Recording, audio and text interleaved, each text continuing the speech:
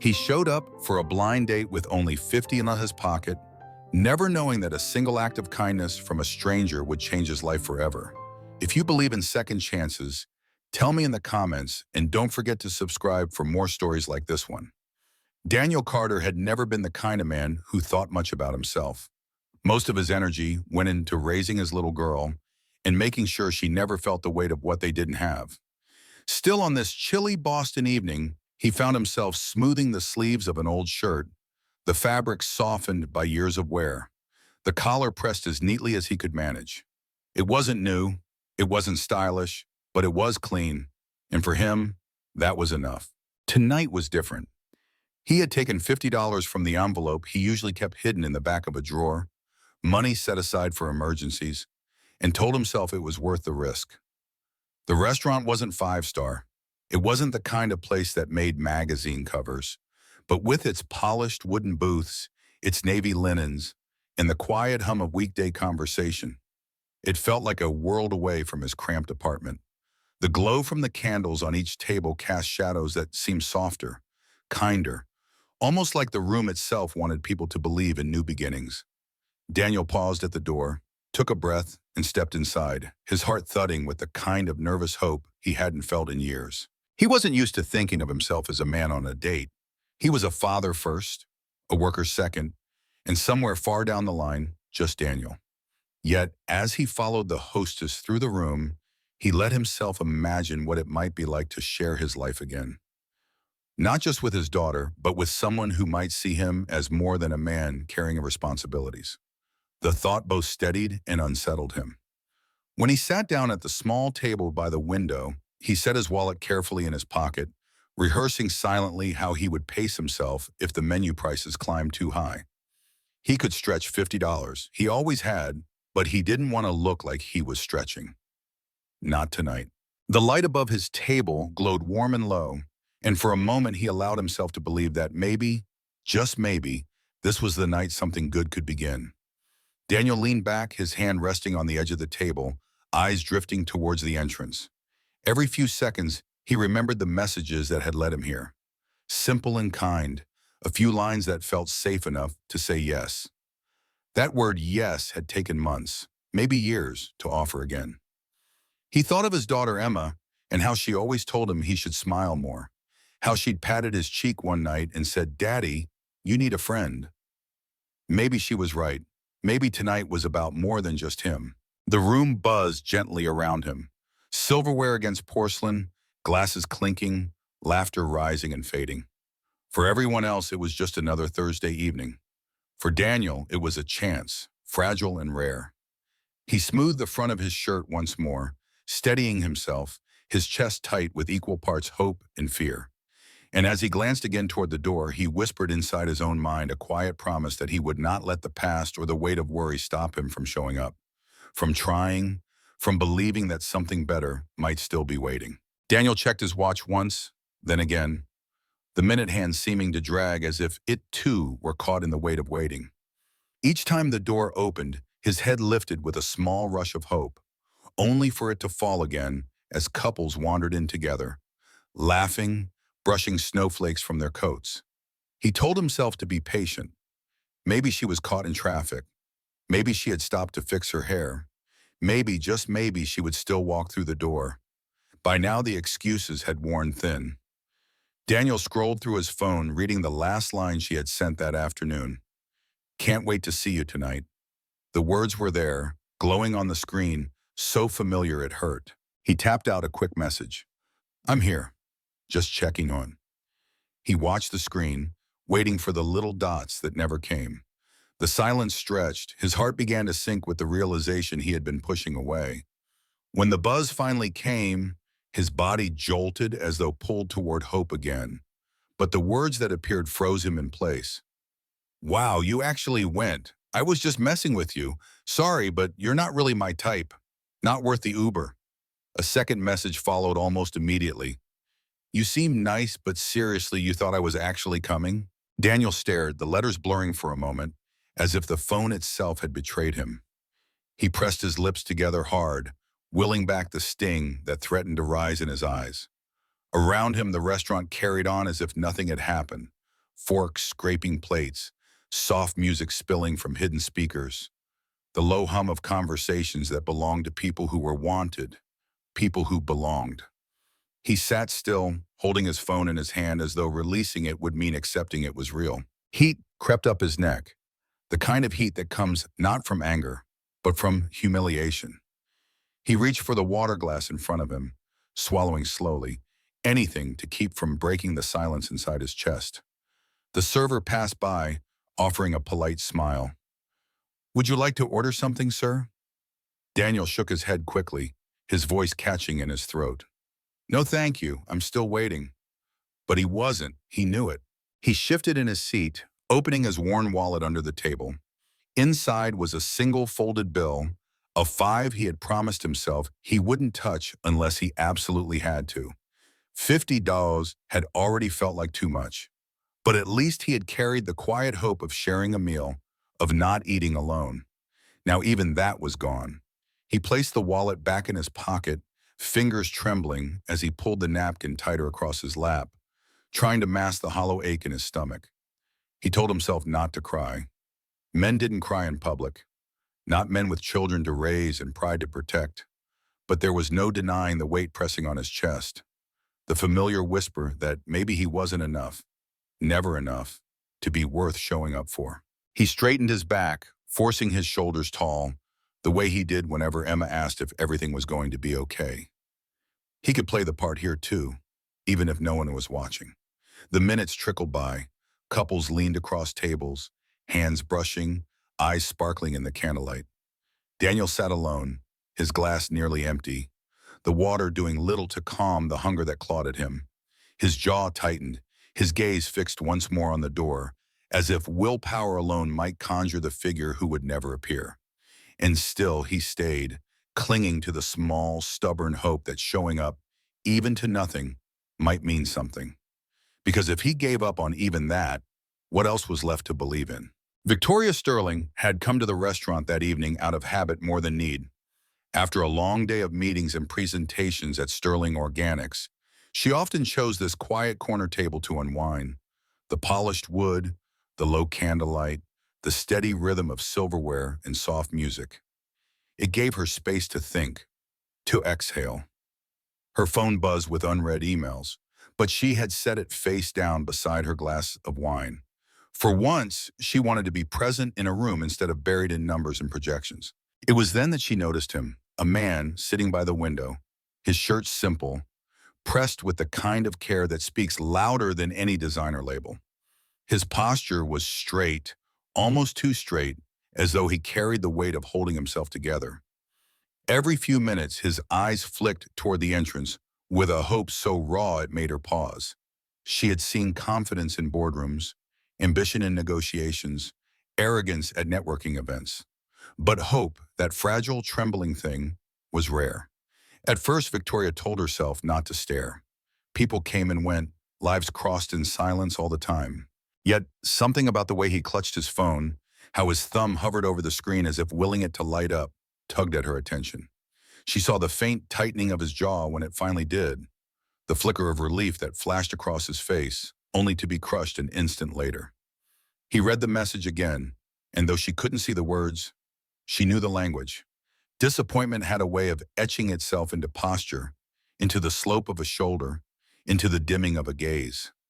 Victoria leaned back slightly, letting her wine rest on the table. She was no stranger to rejection, though hers had often come dressed in boardroom suits and carefully worded letters. Still, she recognized that expression, the stubborn straightening of the spine, the desperate attempt to look unaffected, while the heart cracked quietly underneath. It stirred something in her, something she thought she had trained herself to ignore in this world of profit margins and polished facades. Her eyes softened as she continued to observe him. The glass of water on his table was nearly empty, and still no plate had been set down. She noticed how his fingers tapped gently against the rim, not impatiently, but nervously, like a man debating whether to leave or to hold out just a little longer. He wasn't just waiting for dinner. He was waiting to be chosen to matter, to be worth the effort of someone walking through the door. And when that someone never arrived, she saw the loneliness spread across his face like a shadow. Victoria felt an unexpected ache in her chest. She had built her life on control, on being the one who decided outcomes. But here she was, watching a stranger being quietly broken by a cruel trick, and she could not shake the thought that kindness, simple and uncalculated, might mean more in this moment than any deal she had ever closed. She let out a slow breath, her decision forming as naturally as if it had been waiting there all along. Her gaze lingered once more on the man in the worn shirt with the hopeful eyes now dimmed. Something inside her whispered that this wasn't a chance. It was a reminder that even the smallest act of seeing another person could change the course of an evening, maybe even a life. And as she raised her hand to catch the attention of a server, Victoria knew she was about to do something she hadn't done in a long time. Step out of her world of distance and into someone else's quiet need. The decision came to her as naturally as breathing. Victoria lifted her hand and caught the eye of a passing server, leaning in just enough so their quiet exchange wouldn't draw attention. "A plate of your pasta, the house favorite," she murmured, sliding her card across the tray before he could even nod. "And a glass of sparkling lemonade. Charge it now. Deliver it to the man by the window." The server hesitated only a moment, then nodded, recognizing the weight in her tone. Victoria picked up her wine again, as if nothing had happened, though her pulse carried a soft urgency she hadn't felt in years. Daniel didn't notice her at first when the steaming plate was set down in front of him. He blinked, confused, shaking his head slightly. "I didn't order this," he said, his voice low, almost apologetic. The server smiled kindly, repeating the line Victoria had asked him to give. "It's been taken care of, sir. Someone requested it for you, and the bill is already settled." Daniel froze, the napkins slipping from his lap to the floor. His first instinct wasn't gratitude, but suspicion. Was this another joke? Another cruel reminder that the world could be merciless? He looked around, searching the faces at nearby tables for smirks, for laughter waiting to explode at his expense. That was when her voice reached him, low, even, steady. "It's not charity," Victoria said from just behind him, her words threading gently through the air. "It's a reminder. You deserve to eat, even if the world tries to tell you otherwise." Daniel turned, startled, and his eyes landed on her, a woman in an elegant blazer, hair pinned with effortless grace, her gaze calm yet unyielding. She wasn't smiling to dazzle him. She wasn't pitying him. She was simply present. And in that presence, there was a kind of honesty he hadn't known how much he needed. "I don't," he began, but the words caught. No one had ever said something like that to him. He had been told to toughen up, to make do, to push through, never that he deserved something as simple, as human, as a warm meal. Victoria stepped forward, resting a hand lightly on the back of the chair across from his. "May I?" she asked, though her tone suggested she would sit regardless of his answer. Daniel nodded numbly, still reeling. For a moment, neither spoke. The only sound between them was the faint fizz of the lemonade glass and the hum of the restaurant around them. Daniel's hand hovered above the fork, uncertain, as though accepting the food meant accepting a kindness he wasn't sure how to hold. "You didn't have to do this," he said finally, his voice quieter than he intended. "I know," Victoria replied, her eyes steady on his. "That's why it matters." The words settled between them like a stone in a still pond, rippling outward. Daniel looked down at the pasta, the steam curling upward, warm and real. His stomach twisted with hunger, but it was his chest that ached the most. Because in that single moment, he realized someone had seen him. Not as a man left behind, not as a father barely scraping by, but as a person worthy of notice. He lifted the fork at last, his movements tentative, as though testing the truth of her gesture. The first bite broke something open inside him. It wasn't just food. It was a dignity served on a plate, a reminder that he hadn't been entirely invisible. And as he swallowed, his eyes flicked up again to meet hers. Victoria's expression hadn't changed. Calm, direct, certain. Daniel set the fork down, his voice unsteady but sincere. "No one's ever said that to me before." Victoria leaned back slightly, her own glass of wine untouched, her lips curving in the faintest shadow of a smile. Then it was long overdue. Victoria did not come to the table with the air of someone trying to impress. She moved with a quiet confidence, setting her glass of wine down before pulling the chair across from him and settling in as if this was the most natural thing in the world. Daniel shifted uncomfortably, still trying to reconcile the plate in front of him with the stranger who had paid for it. He opened his mouth, ready to insist again that she didn't have to, but her expression stopped him. There was no trace of pity, no trace of superiority, just a calm steadiness, like someone who had decided to stay a while. She spoke first, her voice low enough that it felt like the words were meant for him alone. "You showed up," she said, "and you waited, not because you were desperate, but because you believed." She tilted her head slightly, her gaze steady. "That matters more than you think." The sentence landed with surprising force. Daniel felt his throat tighten, the weight of her words brushing against something he had buried for years. He looked down quickly, focusing on the plate instead of her eyes. His fork trembled in his hand, but he forced himself to take a bite. The pasta was warm, rich, comforting in a way that startled him. He hadn't realized just how long it had been since he'd eaten anything that felt like more than survival. Victoria didn't fill the silence with questions or small talk. She let the space stretch gently, giving him room to eat, to breathe. When she did speak, her tone carried no agenda, only curiosity without pressure. "Long day?" she asked softly, glancing at his tired shoulders, the way his sleeves were rolled unevenly, as if he had rushed here straight from work. Daniel gave a small nod. "Most of them are," he admitted, his voice rough but honest. Her lips curved, not quite a smile, but something close. "I know the feeling." She left it there, not prying, not pressing him to explain. The conversation moved in quiet circles, light touches instead of heavy demands. They spoke about the restaurant's music, about the strange Boston weather that could never make up its mind, and about how the pasta recipe had apparently been passed down from the owner's grandmother. It wasn't flirtation. It wasn't an interrogation. It was simply two people sharing space at the same table. And for Daniel, it was enough, more than enough. As he ate, something in him softened. Each bite pushed away the gnawing hunger in his stomach, but it also eased the ache of invisibility. He wasn't alone tonight, not entirely. He was being seen, spoken to, acknowledged in a way that reminded him he was still here, still human, still worthy of sitting at a table with someone who could have easily ignored him. When the plate was finally empty, Daniel set down his fork slowly, as if afraid the spell might break with the last bite.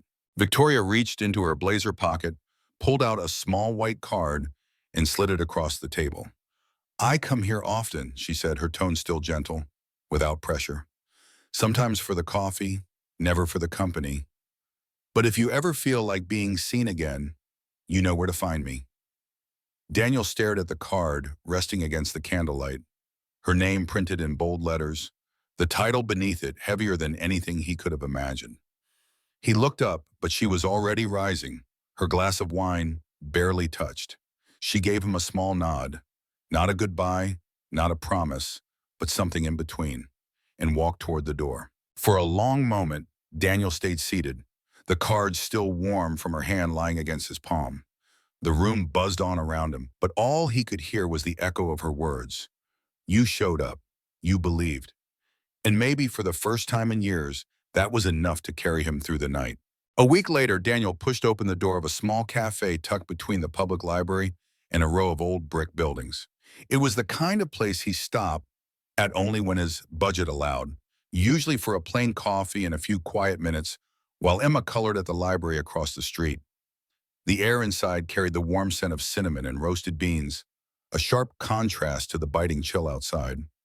He stepped up to the counter, fumbling with his worn wallet, silently counting the bills he had tucked aside for this small indulgence. Before he could order, a familiar voice drifted from behind him. "Make it 2 and add oat milk to his." The barista looked at past Daniel, nodded, and rang it up without a question. Daniel turned, startled, and there she was, Victoria, sitting in the corner near the window, a laptop open in front of her, sleeves of her blazer rolled up just enough to make her look less like a CEO and more like someone simply passing the morning. He hesitated, unsure if he should walk over. Maybe she wanted to be left alone. Maybe what had happened at the restaurant was just a fleeting kindness, nothing more. But when the barista handed him the cup and pointed toward her table, Daniel felt his feet moving before his doubts could stop him. "You remembered my coffee," he said quietly as he approached, setting the cup down on her table. "I remembered your courage," Victoria replied, her eyes meeting his with the same calm honesty he had seen that night. The coffee was the easy part. Daniel let out a short breath, half a laugh, half a sigh, and sat down across from her. For a moment, they simply sipped their drinks, letting the soft hum of conversation and the golden morning light fill the space between them. It didn't feel like a CEO sitting across from a single father. It felt like two people pausing in the middle of their lives to share a table. Victoria broke the silence first, a smile tugging at her lips. "You know, my team just botched a whole campaign last month, tried to launch a toddler snack line, and the slogan ended up sounding like we were advertising chewing gum for babies." Daniel blinked, surprised, then let out a laugh, genuine, unforced.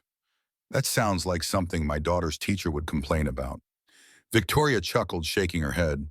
"A food blogger roasted us online. The meme went viral.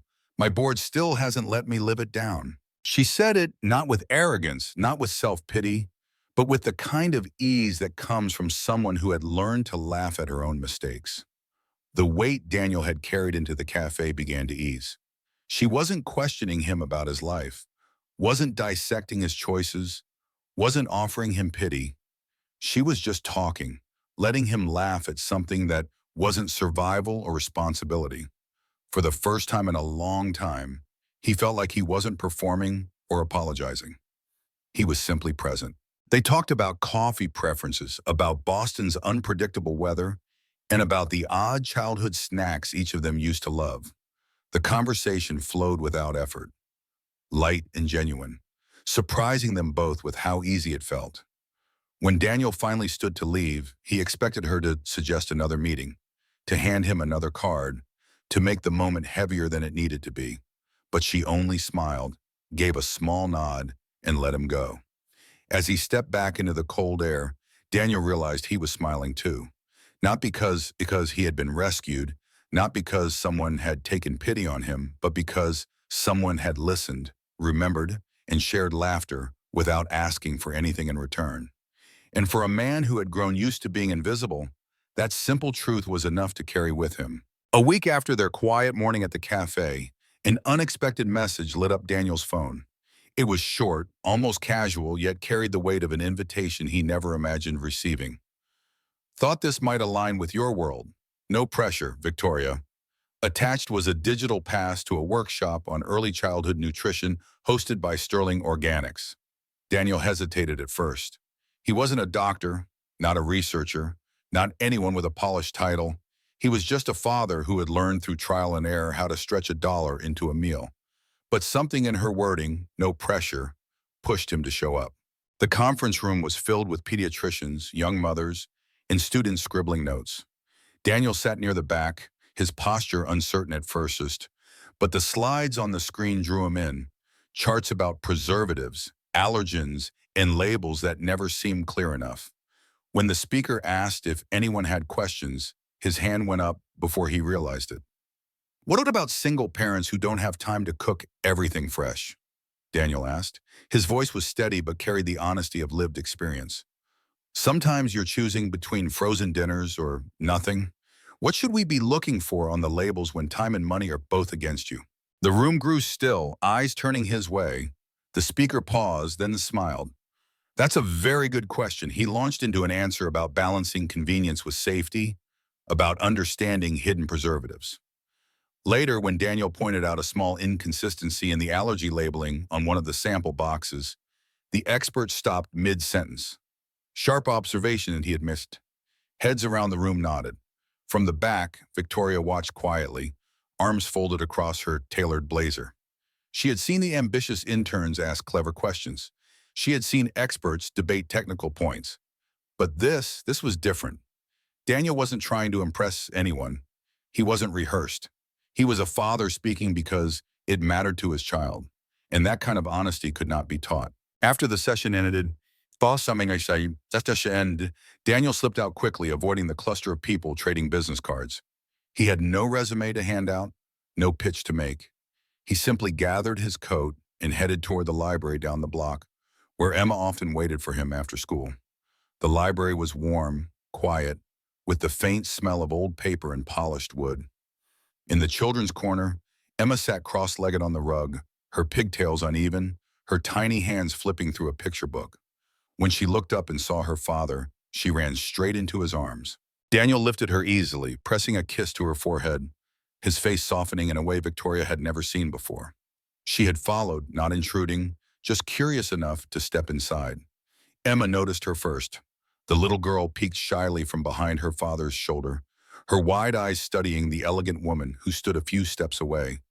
Slowly, she slid down from Daniel's arms, tugging at his sleeve before stepping closer to Victoria. Her tiny fingers reached for the hem of Victoria's coat, and she whispered with innocent certainty, "She smells like Mommy." The air seemed to still. Daniel froze, his breath caught sharp in his chest. His eyes darted to Victoria, then back to his daughter, as if unsure how to shield them both from the weight of those words. Victoria's composure faltered. Her throat tightened as the child's whisper sank deep, bypassing all the armor she wore in boardrooms. She crouched slowly, meeting Emma's gaze with a softness she hadn't allowed herself in years. "That's a big compliment," she said gently, her voice tender. "Your mommy must have smelled like kindness." Emma nodded solemnly, satisfied, before skipping back toward the shelves. Daniel stood rooted in place, his eyes glassy, though he refused to let the tears fall. He cleared his throat, managing only a quiet, "She doesn't usually say things like that."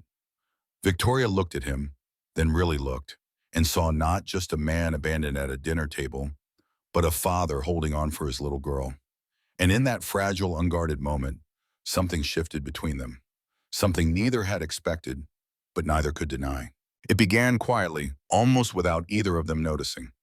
After that day in the library, Victoria found herself reaching out more often, not for meetings or contracts, but for something simpler. She would send Daniel a draft of a product label or a photo of new packaging and ask, "Would a parent like you actually trust this?" His answers were never polished, never dressed in business jargon, but they carried the weight of honesty. And in boardrooms where numbers often drowned out common sense, his voice began to matter. Daniel, in turn, found himself leaning on her in ways he hadn't expected. On the evenings when his shifts ran late or when Emma's daycare closed early, Victoria would stop by without hesitation.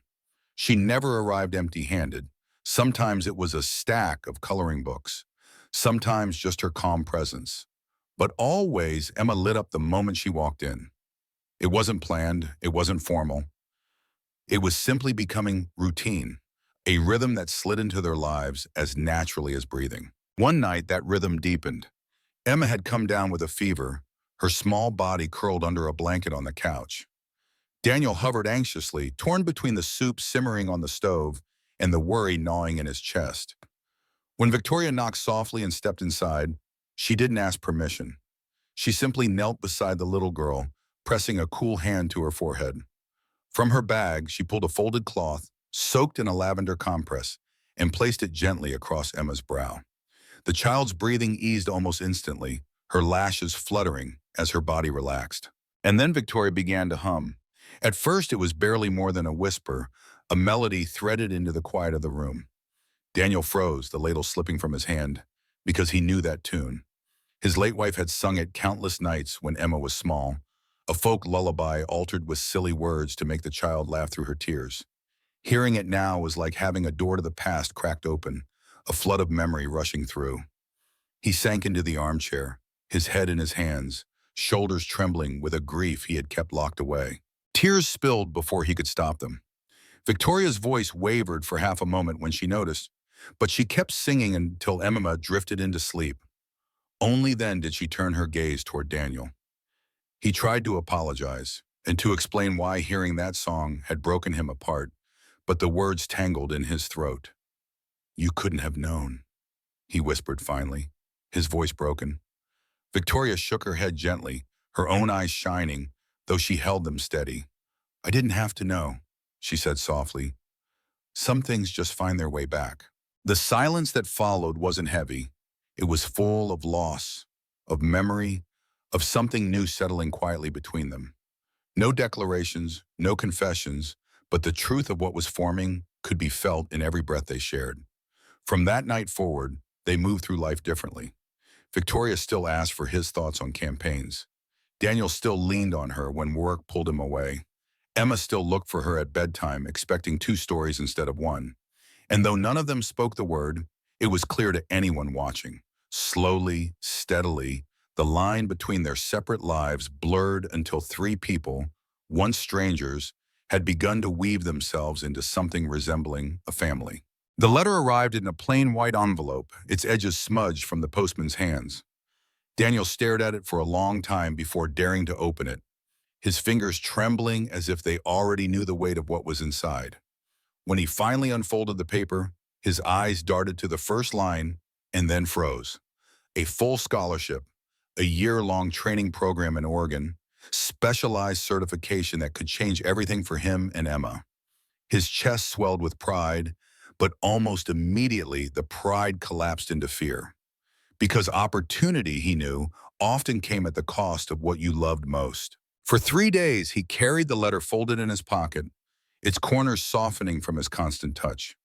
Every time he looked at Victoria, every time Emma reached for her hand, he felt the words pressing harder against him.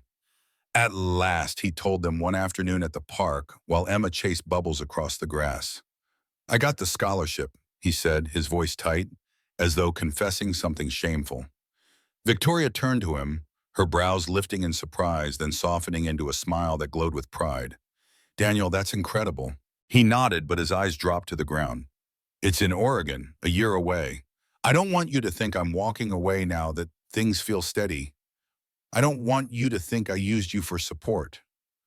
For a moment, silence stretched between them, broken only by Emma's laughter as a bubble popped against her cheek. Victoria leaned back on the bench, studying him with a gaze that held no judgment, only clarity. "Loving someone doesn't mean holding them," she said softly.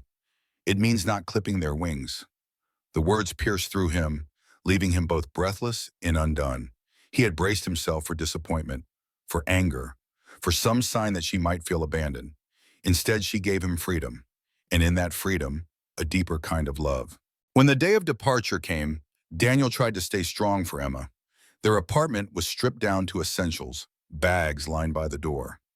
Victoria arrived quietly that evening with dinner, pasta by candlelight because Emma had insisted. Together, the three of them made a paper chain, each link marking 1 week until his return. Emma giggled as the chain grew long, but her eyes grew serious as she looped the final piece. Later, as the night grew heavy, Daniel knelt to hug his daughter goodbye. Before he could speak, Emma ran into Victoria's arms, pressing her face against the woman's shoulder. "You're not going far," she whispered, her small voice trembling, but certain. "Daddy says hearts don't care about distance." Victoria's throat tightened as she held the child close, her eyes meeting Daniel's across the room. In that gaze was everything they couldn't put into words: gratitude, longing, and a promise not bound by time or space. When Daniel finally turned to leave, his chest ached with the knowledge that love was not being torn apart, but stretched, not broken, but tested. And as the door closed behind him, he carried with him the echo of Victoria's words and Emma's certainty: hearts don't care about distance. It was a truth he would hold on to through every mile, every long night, until the day the chain of paper links finally ran out. A year later, Boston's air felt different to Daniel. The city that once pressed on him like a burden now seemed to open its arms. He stepped through the staff entrance of the hospital, his new ID badge clipped to a freshly pressed white coat. Daniel Carter, certified medical technician. The words looked almost unreal, like a promise finally kept. He had done it. Long nights of study, endless training, moments of doubt answered with determination. And yet, as proud as he was, part of his heart still ached with the memory of what he'd left behind. The ache didn't last long. An envelope arrived on his desk that same morning. Its script, elegant and familiar, an invitation. Product launch celebration, Sterling Organics, her first spoon, rooftop garden, 3 o'clock. Daniel didn't hesitate. The rooftop was strung with lights, the late afternoon sun washing the rows of chairs in gold. Tables overflowed with fruit, cups, samples, in pastel-colored boxes stamped with soft lettering, her first spoon. On each box was a subtle silhouette of a woman holding a child close, a spoon in her other hand. Daniel's throat tightened as he read the tagline beneath, "For the women who stayed hungry to feed hope." At the podium, Victoria stood tall, her navy dress catching the light, her voice carrying with the clarity of someone who had built empires. Yet in her words was something gentler, something meant for the family she spoke of. She talked of nourishment, dignity, and second chances. And then, in the middle of the crowd, her eyes found him. For a moment, the world shrank until it was just the two of them, the noise fading into silence. When the speech ended, Victoria moved through the cluster of staff and investors with quiet purpose, her gaze fixed on him. She stopped only when she stood close enough that the space between them carried its own gravity. "I wasn't sure you'd come," she said softly.